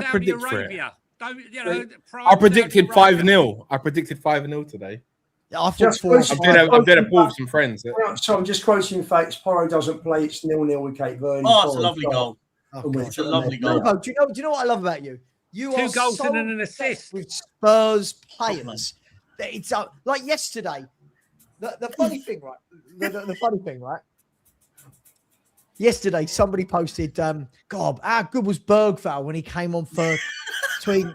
And I was sitting there going, I didn't even know they bought him on. I thought he don't. Anyway, Johnny, let me ask you. I want to move from the Tonali thing because Tonali we're in chat.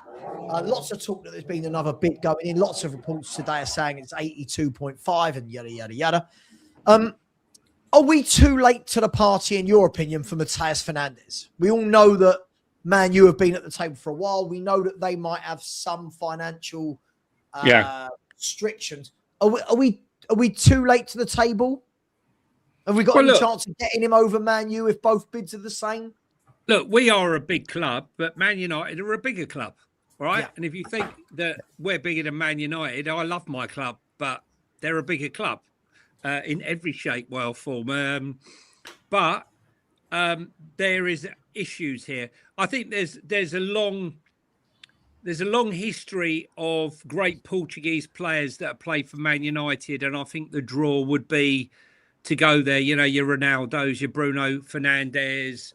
There's a whole host of great Portuguese players that have played there, and I think that maybe is the draw. But also the fact of the matter is Ratcliffe is trying to raise money. They got the stadium, which they have to redevelop, which is going to be 3 or 4 billion potentially, depending on what they want to actually do. Bear in mind how long ago we built ours, how costs have risen in that time. So they would need to raise around about 500 or 600 million in cold hard cash to get the loans to begin with. And the loans would be high. And we all know about being handicapped with loans. Arsenal, Spurs, we've all been there. I don't think Ratcliffe, I think, drew up another 100 million in investment into the club. I think they have to be really careful. They spent big last time. So I think if Spurs come in and say, look, we want to make you a part, not a bit part, the main part, you'll always have your dream to go to your Man United, your Real Madrids. This is a stepping stone. But we are a bigger club than West Ham. You're only 21 years of age. Speak to De Zerbi, speak to Roberto, and he'll tell you, we're going to pay you more money than you would have got at Man United, and we're going to be there, and you don't need to move out of London, right? You can move out the shit part of West Ham and move into the nice part of London and come here. Listen, I think they would be able to sell the story, but I think his heart, first and foremost, will be in Man United. So I won't blame the club if Matheus Fernandes doesn't come through. I will blame him if Tonali doesn't, though. I agree with that. Anyone feel the same or different?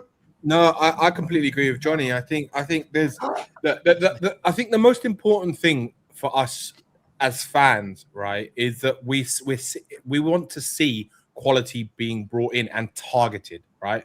We don't want to see the Solankis or the Tells. Like, for example, Matheus Fernandes, right? He's a young player. We've got players in our squad right now who are older than him, but like you said on your show earlier, Sava, Fernandes is levels above anyone in our midfield, right? Anyone, right? So, and he's 21. Now, that's the type of player you spend big money on. I agree he's not worth 80 million pounds, right? But that's the type of youngster who's proven in the Premier League. You go and spend the money on, and you look at him and be like, now that's a fucking good signing, right? So if it's not Fernandes, then I don't want it to stop at Fernandes. It's got to be someone else if it's not going to be him, right? Because if they're prepared to pay that sort of money for a Fernandes, then I'm sure they can go and spend that sort of money on someone else. And I don't want to see that we don't get him and then just no other midfielder comes. If you want that player and the money's there, what's next, right? Look how many players there are out there who could get for less money, right? You've got Manu Kone, Locatelli, you've got Angelo Stiller, there's so many players out there who Adam Wharton, right? There's probably so many more. We're more likely to end up with Ben Stiller and about fucking Stiller. I just don't want to hear the excuse of, well, the player we wanted wasn't available. I don't want to hear all this. I heard all this last summer. We're gonna wait until we get the player that we want. No. The player we want isn't there. There's got to be a list of 7 or 8 players. If the top one's not there, get number 2, get number 3, get number 4. Heck, if you have to go down and get number 6 or 7 on that list, so be it. Also, Perky, what you said as well, mate, about the selling, I think that's an important part of it. We've got to sell. We've got a massive club at the moment. We've got a massive squad of bang average players or below average players, right? So if we are going to bring in like the Fernandeses and these type of players, we've got to get rid of 2 midfielders, right? At least. At minimum. And whether it's not so massive. Danny, it's not so massive. The squad is enormous. Are you serious? Hang on. I went through it before. If you take out, if you sell the 5 players that Spurs are looking to sell, right, Who's the 5 players then? Vicario, Romero, Dragusin, Saar and Richie. Yeah. Okay, at the moment. Odegaard. Hang on. Hang on. Odegaard. What are we doing here? Right, hold on. We had 28. So with the 3 that have gone, Polinia, Bissouma and Moani have gone. 3 have come in. So we're back to 28. Okay. You have to register a 25-man squad, remember? Right, hold on. You got Odegaard and Simmons. Odegaard and Simmons are out till early 27. Kulu, who knows whether he's going to come back or not? Yeah. No idea. Who, sorry? Odegaard and Simmons? Yeah, you're out to the new year. Okay, so take them out for the first 4 or 5 months of the season. But you've still got, you can't do that though, because hang on. If you've got rid of 5 and there's 3 others, say Kulu's not going to come back to start, so that's 8 out. So that's 8 out from, where are we? 5, 3 not going is 8. Susan will go on loan. because he's got at least 3 players in front of him. So that's 9. Right. Well, so guys, hang on.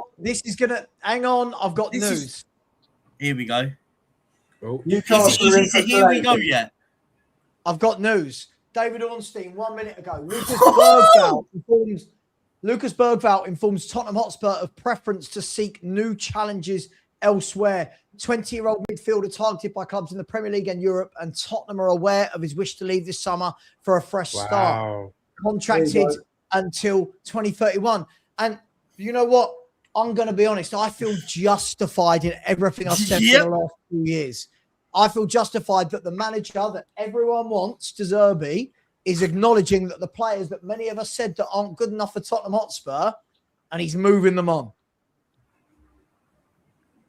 Wow. Now, That's big news. Let's pivot to this, guys. This frees up for me another position.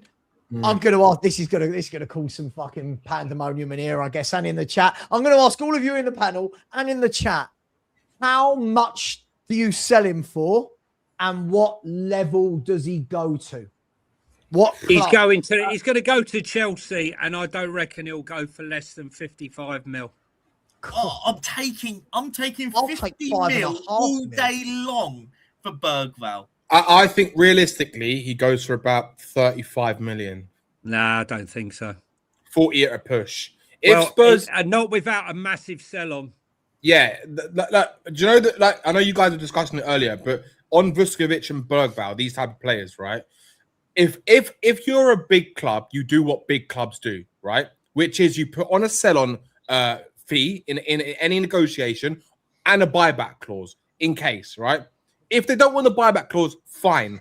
But you have to have a sell-on fee, because if that player does well and that club sells him, which is more likely than not, if that player does well somewhere else, right, then at least Tottenham is still making money on it, right? That's what any big club would do. To be honest with you, I'm also done with players who are for the now. For the potentials, because we've done this for so many years and it's not worked, right? Finally, it looks like we're starting to actually be a club. Maybe we have to see, but if we are going to be a club that's going to buy ready-made players, that's all we want, because the big clubs, they don't go and buy the potentials. They buy the players that are ready right now. Yeah, but they Hang also on, have young players. Hang on, can I just make a quick point here? I think the Bergvalls and the Vuskovics, for example, have almost come to Tottenham at the wrong time, right? They come to Tottenham. Like, for example, if you had a Vuskovic and a Bergvall, I'll use those two because those are the two we're hearing about. They are going to leave the football club. If they came to us when we were stable and there was a pathway in the sense of, well, your job now is you're going to be at this football club to replace insert Bentancur. I use it as an example. And Vuskovic for maybe, I don't know, Vuskovic for Romero or whoever, it doesn't matter. But because we're so unstable as a football club at the moment and we're all over the place, the problem is now what you've got players there that need stability that now feel like they need to, you've had to utilise them. For example, in Bergvall, I think if you get north of £50 million for Bergvall, we pulled whoever's team's pants down. But you look at it. We bought this boy for, if I'm not wrong, 11 million. Yeah, it was a little 8 million worth. 8 million. If you're telling me, right, 8 million, I'm going to go conservatively. Let's say we get 40, right? Yeah. I think if anyone pays 50 million for him, I think, wow. 40 million, right? And we paid 8. You made a £32 million profit in 2 years. What are you actually missing if he goes? That fee, that pays for half of Tonali. Like, that's proper business for me. Yeah, it's true. It's true. That's what Chelsea do. That's what Chelsea do. That's what Chelsea do, Saba. Sorry, Johnny, I know you need to go. Absolutely, that's what Chelsea do. Johnny, I know you need to go. Thanks very much. What? Listen, thanks for having me, guys. Good to see you, Lubo. See you, man. Danny. See you later, Johnny. See you soon, mate. See you, mate. Come on, you Spurs. Take it easy. I no doubt a bomb will be dropped while I'm out at dinner, but hope you have the ball for it. See you later, guys. Take care, buddy. Saba, hang on. Let me just finish what I was saying, right? This is my point. We spend so much time talking about wanting to be a bigger club. We spend so much time about wanting to act like Arsenal, City, Liverpool, Chelsea, United. Watch now how many of this fan base are going to find fault in this. For me, if you get Vuskovic and Bergvall, if you were to get 90 million for those two kids who, let's be fair, one of them's never played for Spurs and the other one does absolutely nothing, that is phenomenal. Phenomenal business. And this screams to me of he's been told he's not in the plans. Rather than him going, I want a fresh challenge, this screams to me of they're trying to buy Fernandes. They're trying to buy Tonali. They just signed Conor Gallagher. Bentancur's got a new deal. And this will free the path for Archie Gray to be the younger midfielder that is now the one. And Lubo's going to be well happy. Can I just say? No, can I just say, Percy, I'm spoken for a bit. Just want to say, Bergvall to Chelsea. I would like. What would you give? Would you offer him Bergvall plus 10 million for João Pedro? Because for me, that would be a great deal. They're not selling João. They're not going to sell João Pedro. They're not selling their best striker. I've got to tell you something. You don't know. Chelsea are a basket case. They buy and sell players. God knows how many. They're not selling us their best number 9 for love nor money. Gallagher had a phenomenal season for them, and they sell him. Okay, it was but Lubo. Lubo. This is what I mean. Every team would be more excited by getting Vuskovic than Van Hecke. What? Why? No. Can I just? I'll just correct Lubo. The reason why. Hang on. I just want to correct Lubo. The reason why they sold Conor Gallagher was to their financial fair play. I know that. But that was the reason they didn't want to sell Gallagher. They did it because they had to. My point, what I'm trying to make is, let's just hear me out. Hear me out for a second. If Tottenham get near £100 million for Vuskovic and Bergvall. Sorry, that is unbelievable business. Sorry, hold on. We're talking like Levy now. Come on. What? That's what yes. Vuskovic. No, sorry. I want assets at the club. Business. I want assets at the club, and they're not good enough, Lubo. You sound like Daniel Levy right now. You're the one who sounds like Daniel Levy. Bergvall's one thing, but Vuskovic, no. I want Vuskovic on loan. He's never even kicked a ball for us. Let's see if he can do it at Prem level. Right? He's playing for Croatia in a World Cup. But he doesn't want to be here, Lubo. He doesn't want to be here. Hang on. Lubo, he's 19 years old. He's got hang on. Let Lubo let him go. I can't hear both of you. 19 years old. He's been in the Bundesliga Team of the Year. For me, as a Spurs fan, I would want to see if he can.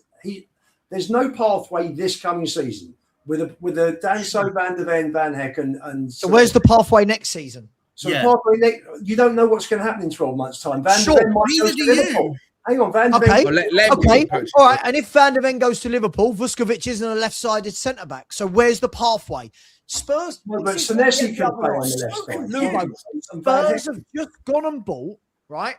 Spurs have just gone and bought 2 experienced international centre halves. Right. One is 28. One is 25. The best in the league last year as well. And Van Hecke. Right. Because somebody must have looked and gone, Vuskovic isn't ready. If Vuskovic was ready, we would not have gone and spent 52 million on Van Hecke. Right. That's so fine. Now you've got to ask the question. He's not ready. I've watched him this season. He's not. Does he play the way De Zerbi plays? Not for me. Not in a million years. Slow. Does he play that way? 2, right? When you're talking about pathways, if I'm Vuskovic, I'm looking at it and going, hang on, what if Van Hecke and Senesi start 38 games together and build a solid partnership, one of the best in the league, right? If I'm Vuskovic, I'm going, well, how do I get into that next season then? Where's the pathway? And when fans say, I'm going to call this out, when fans say, I loan him. Pure speculation based on no injuries.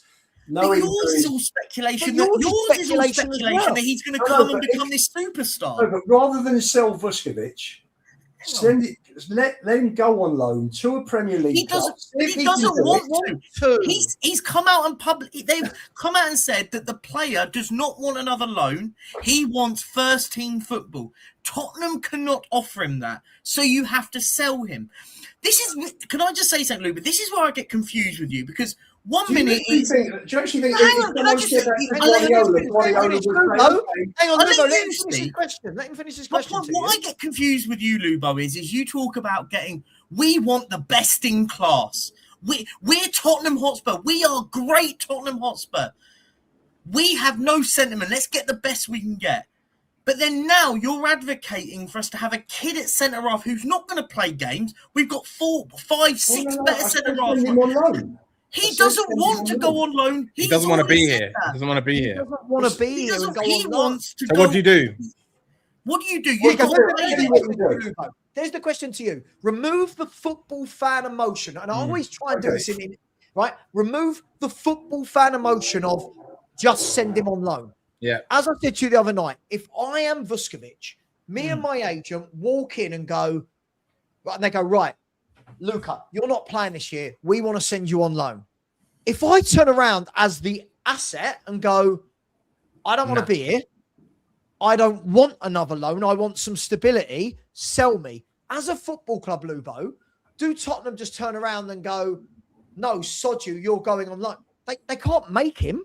Right. Yeah, exactly. If he's had the conversation with De Zerbi, then yes, I'm with you. But he clearly has. It's come out. He hasn't spoken to De Zerbi. De Zerbi will speak. We don't know. We don't know. Speaking to him when he gets back after the World Cup.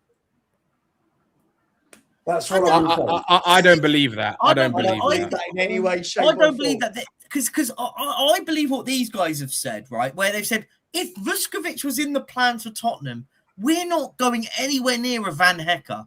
If Vuskovic was in the plans to be one of the 4 centre halves next season, we're going nowhere near Van Hecker because we're going, well, you've already brought in Senesi on a free. You've got Mickey van der Ven. We think Romero's probably going to go. You're going to keep Danzo. Then it's one other, which we spent 50-odd million pound on a centre half for. Didn't deserve the... Sorry, go on, Patchy. Sorry. No, what I just say is, as I go back to what I said earlier, for me, it's, look, would I excited to see Vuskovic play? Sure, like I like seeing what can happen, but equally I look and go, is Vuskovic going to play 10 games next season? Nope. No chance.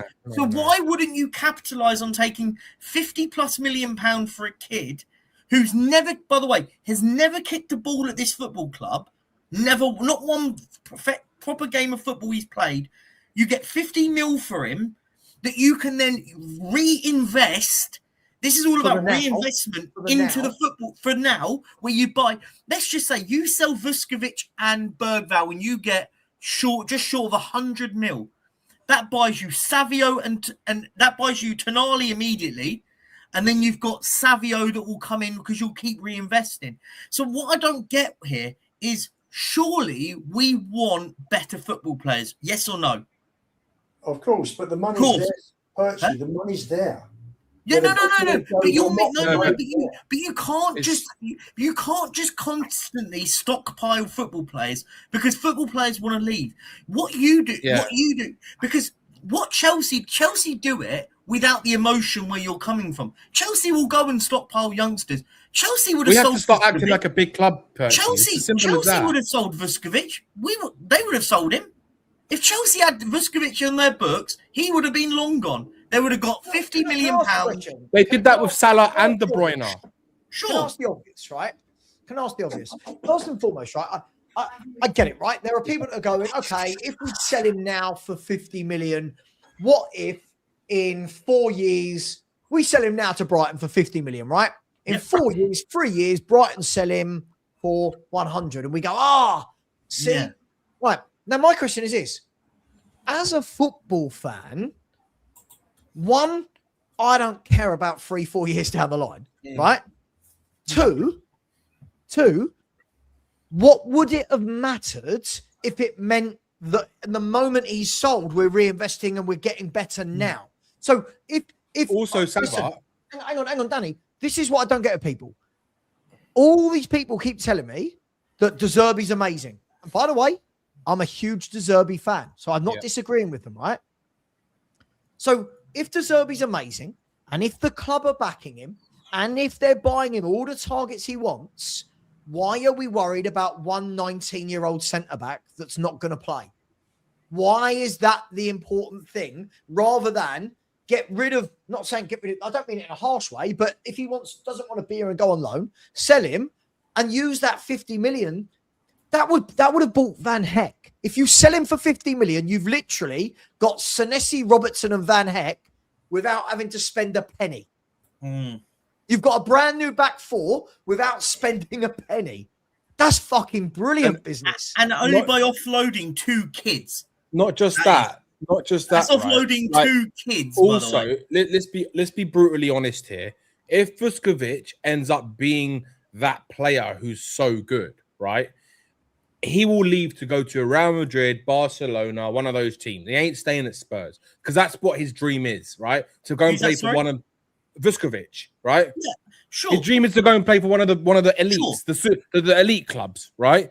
So if that meant Tottenham getting a good couple of years out of him and then he's going to fuck off, right? What's the point? He might as well go and do that somewhere else when we can actually improve right now what we can actually have as our team and build for the future. But didn't we hear this last summer about Berg? I remember people going, "Oh, Villa and Chelsea want to buy Bergvall. You can't let him go. He's brilliant. He does nothing." Yeah. So a year down the line, we're now going, "Oh, it doesn't matter if Bergvall go," because again, everyone's hyping up everyone. Like we're talking about 50 million for a 19-year-old that clearly De Zerbi doesn't see ready. Like he doesn't want to stay. So Lubo, let me bring you back in. If the player doesn't want to stay, how can you force him on loan? You can't. Modric wanted to go and he kept him another year. No, but that's different. That's different. a very big different point here. But Modric was the main man in the Modric team. was the main man playing for us. He was desperate to leave, and he'd already agreed personal terms with Chelsea. No, but Luba, you're missing the point. I'm not missing the point. The point You I'm are. saying is my position on Vuskovic is what De Zerbi wants, De Zerbi will get. If he wants to get rid of him, if he's not part of his plans, then Vuskovic will go. Well, he's clearly not part of his plans. We don't know. How do we know? How do we know? Because we've got 4 centre halves already in front of him, or 5 in front of him for this season. Yeah, but that's not how it works. You don't buy 2 international centre halves for one season. You buy them with a 4-5 year contract, don't you? What if he plays 3 at the back, Sam? He doesn't play 3 at the back, though. What if he does? But Lubo, my point is here. We don't know. You don't. We do because we haven't seen it once. He has played 3 at the back, but Lubo, this is you. What you're doing right now, Lubo, is you're trying to find the puzzle piece to fix your scenario. Well, I want Vuskovic to stay, so I will build a scenario in my head that makes him stay. That's right. Realistically, listen. Lubo, hang on. He will know. Listen, De Zerbi will know whether he wants him or not. Then why is there talks about him going to everyone? Why is he talking to Brighton? Lubo, let me answer that question. If the agent's talking to Brighton, the agent is talking to Brighton. With the player's permission, right? Yeah. Again, I'll ask this question. If Vuskovic is 100% Tottenham and doesn't want to leave and is happy to go on loan, why is his agent agreeing terms with Brighton? Maybe his agent is badly advising him. Maybe. Just maybe. Maybe that. Sorry, if I just heard that. Maybe his agent is saying, let's get you out of there now, rather than another loan. But the player would want that, though. The player isn't sitting there going, okay, agent, I'll do whatever you say. A lot of them, Spurchy. Let him finish. Sorry. If I've got to shoot now. If a player doesn't listen to his agent, there's no point in him having an agent, is there? But Lubo, you see what you've done. Isn't it funny? I know you've got to shoot, but just really, last thing I'll say to you, isn't it funny, right? When it doesn't back your point up, it just means the player's being advised badly. Have you ever thought maybe the player's being advised brilliantly? I think he has. I think it's brilliant from You're not getting a game at Spurs. But I'm talking for myself. I'm talking myself as a fan. I would like Vuskovic. But that's how many games you watched of Vuskovic? Yeah, I've seen several times on German TV. I've seen quite a few games for Hamburg. I've seen 6 or 7. I watched him against England. I didn't think he was anything special. No disrespect. It's one game. Anyway, All right, Lubo. Well, I'll take Adios. 90 million for Bergvall and Vuskovic. I'm not even going to mess around with it. Yeah, guys. Have a good See you later, afternoon. Lubo. Look, I just think the funny thing about all of this is I never understand what fans want. Like, we've got so many that just seem to talk constantly like we are a youth club. Like, it's all the talk. I'm not even on X, and I guarantee right now it's going to be, oh my God, Bergvall's going. But why? If you're selling Bergvall and I'm bringing in Tonali and Fernandez or Tonali and Wharton, that's the dream, right? That's what I want my club to be doing. Yeah. Upgrade on players. Why are we so worried about all of these kids? But look, for me, I think it's this romanticism of having a younger player where they can grow and they'll be amazing. For me, look, as I said, if you get north of £90 million for Bergvall and Vuskovic, two kids that haven't really done it at the highest level. Vuskovic, look, by the way, but I want to just add on. I know Lubo's gone, but I want to add on when we talk about agents. I think the agent here is playing a masterpiece for the player, and I think it's sensational because what will happen here, and this is how I see what will happen with Vuskovic going to Brighton. This is hypothetically. We'll sell him for £50 million and there will be a £90 million release clause in his contract. He has 2 years at Brighton and then one of the big boys buys him for £90 million at centre-half. And Brighton are happy to accept those levels of terms because they know we're going to almost double our money on a player and it will do us a job for 2 years and they'll reinvest. It's how Brighton's model has been brilliant for years. But right now, Vuskovic isn't an asset for Tottenham at the moment. He's not an asset because we're not utilising him. So I would be annoyed if Vuskovic was one of the four and we're utilising him. He's playing in cup games. He's there to rotate in with Van Hecke or Senesi, whoever. It doesn't really matter. Look, take the money and go and invest it properly. Isn't this... And this is why, and I know Lubo's gone, but this is the irony for me. Isn't this everything that we've asked? Isn't this everything we've asked for our club to start acting like a big football club? And then and James is right. And then the second we act like one, it's we all shit the bed, right? Isn't that what it is? We shit the bed when we start acting like a proper football club. We keep saying all this time, zero sentiment. Enid, act like a proper football club. Get rid of these players. Let's not just hold on to players for the sake of holding on to them. Let's create some funds and move forward. I'm all for it. As I said, I don't think Bergvall, the price tag, if it is Chelsea, by the way, the price tag we will get for him is not his worth at all. It will be astronomical. We're not going to let him go. You know what I don't get, though, is Lubo, for example, will be the same fan telling us, Byfield is the best young centre-back we've produced at the youth team in years. All right, cool. Well, if Vuskovic goes for 50 million, Byfield can be the young centre-half that comes through and has the pathway in the next few years. Like, I think James Flower hit the nail on there. Big up, James. Where he said, every fan wants us to act like a big club until we act like a big club. Look at the evidence. Selling young players we don't play for big money. Oh, my God, what are we doing? Right? Bidding 80 million for Tonali. Oh my God, why would we do that? He's not worth that. He doesn't. Yeah. Everything we do, they don't like. I just listen. Some players leave the club and get better. Some players don't. Listen, in 3 or 4 years' time, I might be sitting here going, God, I was massively wrong about Gray or Tell or Odegaard or Sarr or Bergvall. I don't think I will be with all of them. Maybe one of them shows me up. But why do we think like?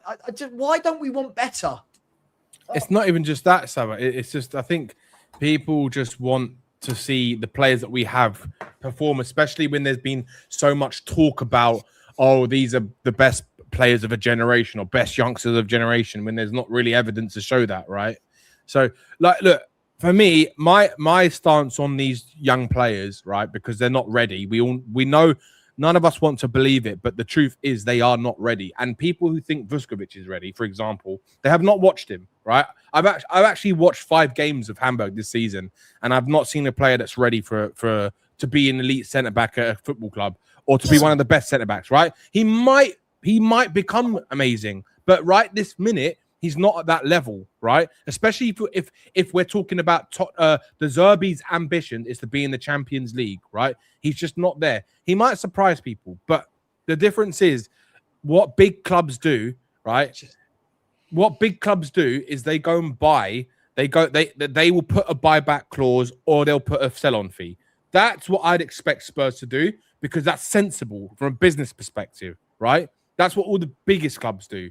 So Real Madrid do it, Barcelona do it, they all do it. All the biggest clubs, Chelsea do it, Liverpool do it, they all do it, right? Because they know, right? They're the smart ones because they know that they sell for a value, right? And then that player goes to them. And if it's 2-3 years down the line, an elite club like Chelsea or Liverpool or Real Madrid, right? The player turns good. They'll be like, okay, we'll take him back now because he's ready to come and play for us, right? That's what the biggest clubs do. Look at Nico Paz at Como, right? Yeah. Nico Paz is the prime example. They structured a deal so that he's basically a part owned by Real Madrid and part owned by Como. He wants to stay at Como. Real Madrid is still deciding whether they want him or not. If Real Madrid decide they want him in their first team next season, he's going to go and play for Real Madrid, right? Because the manager believes he's good enough. Yeah. But what I'm trying to say is that the biggest clubs, right, the elitist of elitist clubs, they safeguard themselves, right? Yeah. That's what they do. They safeguard them because if they do turn out to be these players, right, then we can bring them back, right, on a fee, or when they're sold, we still get a profit from it, another additional bit of money that goes back into the team. That's the sensible thing to do. Because I'm done with Tottenham been doing this young kid prospect thing for 25 years and it hasn't worked, right? But Danny, insert player. Every year, especially when I'm having this conversation with Lubo, every year we have this conversation over which young player is great, right? Which young player is great this year? Which young player should be going in? Isn't it funny that none of the managers think that these young players are great, right? Isn't it funny that none of them get in the first team under any of our managers? And isn't it funny again? So already all over X, I'm seeing people are posting me, tagging me in stuff. People are going, oh, Thomas Frank ruined Bergvall. Well, hang on, Thomas Frank played Bergvall. Yeah. Isn't De Zerbi the one that when he came in, De Zerbi didn't play Bergvall or Gray. He stopped playing them. Like, I just want Spurs to be a big club. I want Spurs to be a big club. And that person in my chat who said that Mateus Fernandes, this link is always funny. Mateus Fernandes isn't good because he's been relegated 2 years in a row. So it's got nothing to do with the two teams he was at. And Spurs and Man U both want him for 80 million, but he's not good. Like, it's just so... Honestly, I really struggle. I find football fans to be more and more childish by the year. It's so childish. Be a big club. Be a big club. Oh my God, Spurs are acting like a big club. Get rid of... Don't be a big club anymore. No, keep the... What do we want? Danny, what do we want? What do these people want? Spurs fans want everything. They want everything. They want the players. They want all the best players in the world. They want our players to stay because they think they're going to be the next best thing since sliced bread. But the truth is, no one knows. No one knows. Did anyone fucking know that Harry Kane was going to turn into the player that he is? No one knew. Did anyone? People now. Gareth Bale was a bit different because there was a lot of hype around Gareth Bale. But even Gareth Bale, no one expected him to turn out the way that he did, right? Because when he became that player, right? That's when and the thing is, we're at a different stage now, right? We're not in a place where we're sitting competing with the top four right now, where we could have a really class team around these class players, and then you have one or two youngsters to integrate them in, right? So that they get better, right? And you play them every so often, or you ease them into it. But you can't do that when you've got a squad full of absolute like below average players, because they're not going to progress. Because but Danny, all these same people, it's trust De Zerbi, give De Zerbi what he wants until we give De Zerbi what he wants, and now we don't like his player choice. Now we don't like the ones he wants to get rid of. I genuinely worry about the sanity of most of this fan base. Yeah. Saba, I would be look. I agree worried. with you. I agree, right? I'll be honest.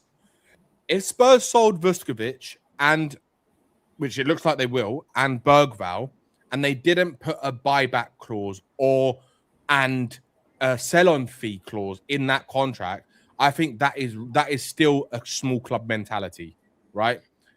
For me personally, because Sorry? Well, hang on. It depends. small club mentality. Yeah, but if what happens? If they were to sell them, right, and not have a safeguard in a contract with them, so that if that player is sold, then they still make some profit out of them, or we have the chance to bring them back. I think you're still operating in a different, a different place than where Liverpool and Man City are, Chelsea are. It's just like that. But Danny, big teams don't do that. Man City don't put buyback clauses in. That doesn't happen. Liverpool do, Barcelona do, Real Madrid do, Chelsea do. It happens a lot in Spain, like Barcelona. It happens to a lot. Liverpool as well. Who have Liverpool bought buyback clauses? That guy that they sold to, what was Johnny telling? Yeah, Quansah, yeah. Jarrell Quansah. Yeah. I'm talking. Yeah, Chelsea have done it with Colwill. Didn't they do it with Colwill and who else did they do it with? No, fans didn't give a shit about any of this. I'll be honest. I want to see if Tonali signs and Fernandez signs. We've signed Van Hecker. We've signed Senesi. If I see Bergvall and Vuskovic going the other way, I'm going, where's the win here? Is it those two kids going, or is it those 4 senior pros who make us better? That's the win. I feel like everyone wants to be outraged. I think everyone wants to be outraged by everything. And when people are telling me, you can see how good Bergvall is, can anyone tell me one thing Bergvall's good at? Nope. Like really, what's Bergvall really good at? Anyone in the chat? Someone tell me, what is Bergvall really good at? Is it his passing? His positional awareness is really good. But that's about it. Right. So, but on the ball, his passing's not good. He doesn't score. He doesn't assist. I think he can. I think he's got talent. He's got ability in the aspect that he looks to be like when you watch him play, he's always scanning, right, his surroundings. So that shows he's good at his positional awareness, his intelligence of who's around. But the problem with Bergvall is that his execution with things is not great, right? Whether that's a confidence issue, whether that's an ability issue, whether that's because even he doesn't know what type of player he is, right? So to me, yeah, I don't know. He doesn't do enough of anything, right? And that's the problem. He runs about a lot, and he looks busy. That's whether people don't like to hear it, but that's what Bergvall has mastered the art of looking very busy on a football pitch. Listen. I hope, and I'm going to wrap up the show in a minute, guys. But sure. I'm all for. I hope Bergvall has a great career. I've got nothing against him. Of course. When I'm looking at Bergvall, Gray, Sarr, this level, Paulinho, if I'm gonna be brutally honest in terms of technical ability, and then you're starting to talk to me about Spurs are in talks with Tonali, Fernandez, Wharton. There's levels. There is levels. So on one hand, it's be a big club. On the other hand, oh my God, Spurs are swapping worse players with better players. I don't like it. People going, Thomas Frank, you've got blood on your hat. What are we doing here? What are we doing here? I didn't think he was good under Range. I didn't think he was good under Frank. I don't think when I've seen him under 50 million, people are talking about Bergvall. 50 million. If we get anywhere near that, I'm going. Whoever we get 50 mil from, we're pulling their absolute pants down. Listen, it'd be worth a chat, wouldn't it? Hey, we want Tonali. What about? What about 60 million plus Bergvall? Anyway, look, guys. Saba, before you go, if someone told you at the beginning of the transfer window, at the end of the season, that this summer we're going to get rid of Sarr and Bergvall, and we're going to replace them and Bent and Paulinho and replace them with Tonali and Fernandez, you'd be like, you're taking the piss, aren't you? You're like, that's not going to happen. That's the point, right? But so many of these people, they frame it as in, yeah, but you've got to have one eye on 4 years down the line. We don't know what's going on in 4 years. We don't know listen, in that Poch era when we were finishing second and third, if I had said to you, by the way, guys, 4 or 5 years later, we're going to be 17th, you would have gone, oh, shut up. We'll never be 17th. Look at, so I just think now we're in this era of everyone wants to be offended. Everyone, all of these people, right? I say it, like, you got the ones that love Tell, they'll die on a hill for Tell. The ones that love Bergvall, they'll die on a hill for Bergvall. The ones that love Odeberg, the ones that love Gray. Everyone seems to have picked a young player that they must defend with their life. I just want top players at Spurs. If the player is young and good enough, their football will do the talking, right? Their football. Ledley King came through at 18, 19, and we all went, bloody hell. Dele Alli comes in at 18, you went, bloody hell. Krupi at Bournemouth. Rayan at Bournemouth, right? Yeah. Wharton went to Palace, and they were just good enough. Spurs, next year. And then what do? We blame every manager in between. Every manager. Anyway, guys, I'm going to do some super chats and then we're going to get out of here and watch the second half of Spain. Big up to Dean Law. Very generous as always, sir. Thank you very much. Really, really appreciate you, Dean. Always very generous to all the content creators. T-Dub said, big up, sir. Appreciate your content. Appreciate you watching. Really appreciate it, my man. Thank you so much. Very generous. As is Sanctuary of 7 always. Says, do you think we'll get Tonali and Fernandes? I don't think we'll get both. I will be very happy if we do. I think we get Tonali. I'm just not sure on the Fernandes. It might be someone else. But just one other thing, Sam. I know you're doing the super chats, but Daily Hotspur, this is what I find funny. Daily Hotspur on his Twitter just posted saying, selling Bergvall will be a huge mistake based off one difficult season playing for a team that was battling relegation. He's asking to leave when he should be getting more minutes and deserves it. Worrying that such an elite young talent is frustrated at Spurs. I mean, it's nuts, isn't it? It's big nuts. up to you, my man. Big up. I think this is Blaine Dev, isn't it? Big up, Blaine. How you doing, bro? I hope you are well. So going to use this to shout out all the fathers and stepfathers out there and respect to those no longer with us. I completely agree. Yeah, for those, some people, their parents are no longer here. So, yeah, big up to all the dads, all those with dads and all those who have lost their dads. Big up to absolutely everybody on Father's Day. I woke up and forgot it was. How bad is that? Harry has said, how can you not love the Tonali signing? These fans hating. I don't get it. This guy can be our talisman, our leader, definitely our best signing since Klinsmann. Well, I think this is the point, Harry. Is Van der Vaart, I'd say. There should be no Spurs fan out there, realistically, trying to find the negative here when we've been watching Papa Sarr, Gray, Bergvall, Basuma, like it's just before that, Sissoko, Winks, Skip. Like, what are we doing here? Big up, Harry. Really appreciate it, my man. Blaine Dev's coming again, very generous, and said, would like the panel's take on this. Striker market is a difficult, sparse place. If Spurs convince Osman to come, would you do it? I mean, sure. 100% for me. I just can't see Osman coming to Tottenham. I don't see him being the right. I just don't see it. I feel like he comes across as an awkward character. But that, I don't know, boys. What would you take Osman if you could? Osman, 100%. Osman would be my dream striker right now. Like, he would be perfect in the Derby system. Personally, he's unbelievable. But there's no chance he's going to go anywhere in Europe other than Turkey. There we go. I don't see it. Perchi, you take Osman, I'm guessing, if it was available. Do you know what? I'm actually going to say. I'm going to say no. I think he's a good player, but I just don't think. I think the baggage that player comes along. I think you can get better for. You can use your money better than getting an Osman. You can get him in. He'll score us goals, but do you know what the hard part for someone like an Osman? When it goes tits up, you've got to offload him. It'll feel like a bit of a problem that side of it for me. So I'm going to say no. Completely agree. Fifth Elemento says nothing on Paulinho A. I wish he stayed. I'm going to be honest, Fifth Elemento. I'm going to go back to the conversation. I like Paulinho. I think he does a job. I think he was good for what we needed last year. But again, look at the caliber we're talking about. Wharton, Tonali, Fernandes. These boys are the levels above Paulinho. They can protect the back forward, but they can also play. And Paulinho can't play, unfortunately.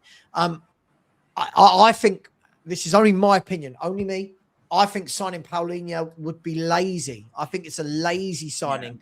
Cucurella's just scored 4-0 for Spain. Big up to you. Thank you, Fifth Elemento. Free to go. Andy Lester said, let's hope these deals come off.